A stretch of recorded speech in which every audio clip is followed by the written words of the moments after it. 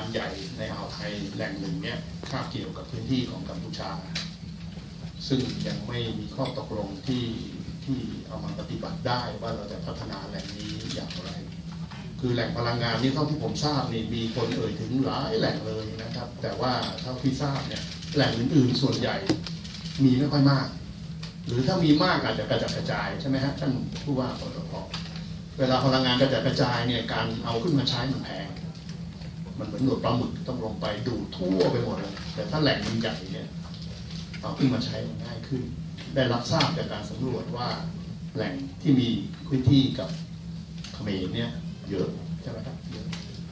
แล้วเราจะเริ่มเดินหน้าในการขับเคลื่อนเรื่องนี้ยังไงอันนี้ก็เป็นแผนที่ต้องคุยกันต่อไปที่จริงก็เคยทำไว้เดิมแล้วแต่ก็ไม่หยุดชะงักไปจากเหตุผลทางการเมืองอันนี้ก็เป็นต่อของเดิมนะครับว่าให้มาตกลงกันคือเดิมเนี่ยมันไม่มีไอ้เรื่องเขตแดนของเขาพระวิหารเข้ามาเกี่ยวข้องพอตอนหลังมีการเมืองเรื่องเขตแดนกับพระวิหารเข้ามาเกี่ยวข้องเนี่ยมันก็เลยลามลงไปในทะเลนะครับเพราะฉะนั้นถ้าเราแยกกันนะฮะบอกว่าเป็นคนละเรื่องอาจจะคุยเขาต่อได้ก็เป็นประโยชน์แก่เขาด้วยเพราะเขาเองก็อยากได้เอามาใช้เหมือนกันนะครับไม่ใช่เราอยากให้คนเดียวเมื่อไหร่อะคะจึงตอบกันไม่ได้นะครับตอบกันไม่ได้แต่วันนี้จะเป็นพม่าก่อนผมทำงานเรื่องแม่น้ำโขงมา16 ปีนะครับเพราะฉะนั้นผมมีความสนิทสนมกับประเทศรอบบ้านนี้อย่างใกล้ชิดนะคะคิดว่าเรื่องการจัดหาเป็นแหล่งพลังงานตรงนี้มีความเร่งด่วนขนาดไหนแล้วก็มากเลยครับคือที่จริงที่สำคัญเร่งด่วนกว่าก็คือเรื่องตัดสินเกี่ยวกับเรื่องไอ้สัมปทานเดิมจะเอาอย่างไงสัมปทานรอบใหม่นี้ใช่ไหมคะและเปิดรอบใหม่ครับแล้วก็ตั้งใจกันมากว่าจะทำภายในที่รัฐบาลนี้อยู่เนี่ยครับเร็วที่สุดก็คืออันดับแรกคือเรื่องการเปิดสัมปทานแล้วก็การต่ออายุสัมปทานเก่าคือตกลงว่าจะต่อเก่าอย่างไรด้วยมันมีรายละเอียดด้วยเป็นลำดับแรกครับจะเห็นได้เร็วรัฐบาลนี้นะถ้าไม่ทำรัฐบาลนี้ก็คงไม่จะทำครับอันนี้ทั้งสองลุยนะลุยเราบอกว่า2-3 เดือนหรือภายในปีนี้ตอบไม่ได้นะฮะหมายถึงทั้งกัมพูชาแล้วก็คืออย่างนี้ฮะคือเรื่องเร่งด่วนเนี่ยมันมีอยู่ชัดเจนผมเชื่อว่าท่านปลัดก็เคยที่แจกไปแล้วสมัยคสช.นะคือต้องรีบปรับราคาให้มันมีเหตุผลก็ท่านก็เริ่มปรับกันไปแล้วจะมีการปรับกันต่อไปแล้วก็เรื่องผลิตเนี่ยเรื่องสัมปทานเก่าที่กำลังจะหมดใน6 ปี 7 ปีข้างหน้าจะเอายังไงกับแหล่งเดิมนะฮะกับเปิดรอบ21ซึ่งตอนหลังนี้ก็ภูมิใจมากเพราะเหตุว่าบริษัทที่เขาสนใจมาสำรวจเนี่ยมันน้อยลงทุกวันนะฮะเพราะว่าเขาบอกว่ามันไม่คุ้มค่าสำรวจแหมเราเสียใจมากนะหมายความว่าเราไม่มีอะไรน่าสำรวจเลยแม้แต่มองยังไม่อยากมองเราเนี่ยถ้าผมเป็นผู้หญิงผมเจ็บใจนะแม้แต่มองมันถึงขั้นนั้นแล้วนะฮะถึงแม้จะเสริมสวยเกาหลียังไงเขาบอกเนี่ยแล้วเขาก็ขายนะไอ้ที่เขามีอะไรอะมีใบสำรวจเก่าเขาก็ขายแสดงว่าเราต้องสำรวจเองมีไหมครับท่านนายกขอย้ำนิดนึงค่ะบอกว่าที่รัฐบาลนี้ต้องสำเร็จก็คือทั้งเรื่องของเรื่องของเขมรด้วยแล้วก็เรื่องของสัมปทานเรื่องเขมรนี่มันคงบอกสำเร็จไม่ได้นะฮะแต่ต้องทำอย่างขมีขมันนะฮะแต่ไอ้ที่ตัดสินสัมปทานข้างในของเรานี่เราตัดสินเองได้ไม่ต้องถามเขมรไม่ต้องขออนุญาตใครเราทำเองได้เลื่อนมาหลายรอบแล้วนะครับแล้วก็มีเรื่องของการที่เราจะต้องสร้างโรงไฟฟ้าเพิ่มมีคิวอยู่นะฮะมีโรงไฟฟ้าเพิ่มมีคิวแล้วก็เราต้องทำความเข้าใจกับคนที่เขาเกี่ยวข้องว่าเราทำแล้วมันโอเคเนี่ยนะฮะตอนนี้เรามีไฟอยู่33,000-34,000ใช่ไหมฮะท่านผู้ว่าปัญหาไฟตกไฟดับนี่มันกำลังจะมาเหมือนผีมาหลอกเรานะครับบ้านผมอยู่สุขุมวิทเนี่ยก็เริ่มไฟตกแล้วท่านผู้ว่าฟ้องท่านผู้ว่าเลยสุขุมวิทซอยพร้อมพงษ์นะฮะซอยพร้อมพงษ์นะฮะกปน.ครับซึ่งเป็นซอยที่โอ้โหนะซอยแพงอ่ะไฟดับไฟตกแล้วกปน.ครับขอโทษแต่ว่าปริมาณจำนวนไฟกปน.นี่เขาเป็นผู้ส่งผู้ผลิตต้องโทษผู้ผลิตไม่รู้ต้องโทษทั้งสองอย่างแต่อย่างท่านอย่านึกเป็นเรื่องตลกนะครับสมัยนั้นเด็กๆเนี่ยไฟตกไฟดับนี่โอ้โหมันทรมานมากแล้วท่านทั้งหลายในห้องนี้ผมมองเลยนะฮะสื่อมวลชนนะไม่นับผู้ว่าไม่นับทางข้างหน้านะที่มีอายุมากกว่าเนี่ยผมว่าเกิดไม่ทันยุคไฟตกไฟดับนะพวกคุณเนี่ยเกิดไม่ทันยุคไม่มีโทรศัพท์ใช้ เกิดไม่ทันยุคไฟตกไฟดับผมเกิดทันทั้งสองยุคคุณรู้ไหมโทรศัพท์ผมเบอร์แรกเนี่ยผมคอย10 ปีถึงจะได้เบอร์ผมสมัครขอเบอร์นะปี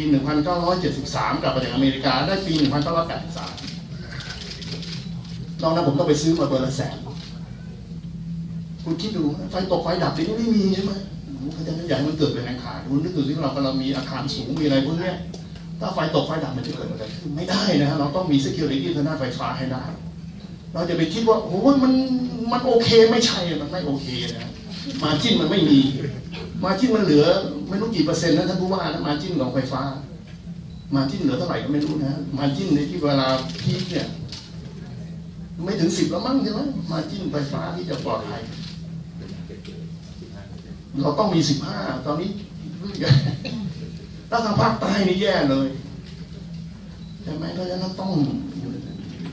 ผมมีกิจกรรมที่หัวหินเนี่ยโอ้ยไฟตกไฟดับแย่เลยนะทีนี้ต้องมีประมูล RPT รอบใหม่อันนี้ก็ต้องไปดูโปรแกรมนะฮะต้องมีโปรแกรมและชี้แจงต่อไปแต่ให้ต้องการให้ประชาชนทราบนะครับว่าอย่าได้มีความชะล่าใจเกี่ยวกับเรื่องจะมีไฟฟ้าใช้ตลอดกาลไม่มีนะเพราะฉะนั้นต้องช่วยกันสร้างไฟฟ้าต้องช่วยกันต้องหาทางให้ไฟฟ้ามันเกิดไม่ใช่หาทางให้ไฟฟ้ามันดับ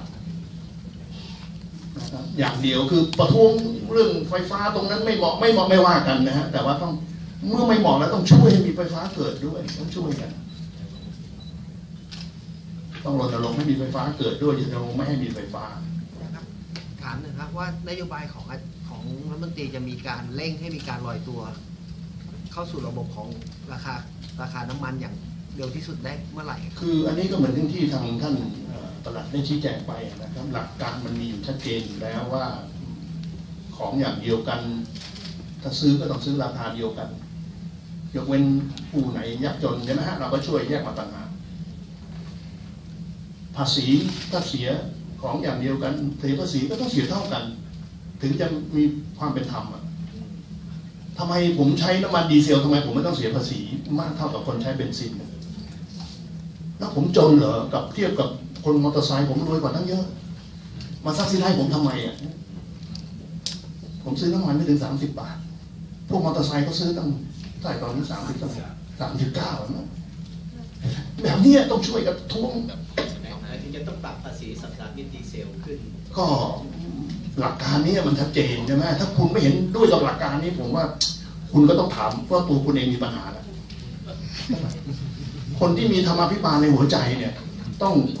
องมีหลักการที่มันเป็นธรรมเสียก็ต้องเสียเท่ากันได้ก็ต้องได้เท่ากันไม่ใช่เฮ้ยเองได้มากค่าเสียน้อยค่าได้มากค่าเสียน้อยไม่ได้อันนั้นไม่เป็นธรรมอันนั้นอยู่ด้วยกันในสังคมไม่ได้นะครับโลกนี้มันต้องมีหลักการเดียวกันก่อนหลักการเดียวกันแล้วหลักเกณฑ์มันจะเกิดต้องเป็นหลักการที่เห็นด้วยกันแล้วหลักเกณฑ์มันจะเกิดแต่ถ้าหลักการไม่เห็นด้วยกันหลักเกณฑ์มันเกิดมาก็ทุกคนก็ใช้หลักกูหมดจริงๆฮะไม่ได้ต้องตกลงกันที่หลักการก่อนแล้วผมขอพวกคุณเลยขอให้ช่วยตกลงเรื่องหลักการนี้ว่าได้ต้องได้ด้วยกันเสียต้องเสียด้วยกันยกเว้นผู้ที่เขาอยู่ในฐานะด้อยกว่าต้องช่วยเขาทีนี้ต่อไปราคาน้ำมันมันจะเป็นยังไงก็ต้องตามหลักการนี้ต้องตามหลักการนี้เพราะว่าต้นทุนการผลิตมันสูงกว่าถ้าภาษีเท่ากันเงินกองทุนเท่ากัน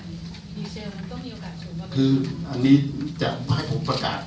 exact ไม่ได้นะฮะแต่หลักการนี้จะเอาไปปฏิบัติแน่นอนแล้วหลักเกณฑ์มันจะตามมาแต่ต้องแม่นในหลักการก่อนแล้วตอนนี้คุณรู้ไหมว่าเล่าให้คุณฟังต่อแต่เล่าแล้วติดลมเลยคือเวลาคุณหลักการคุณผิดเนี่ยนะ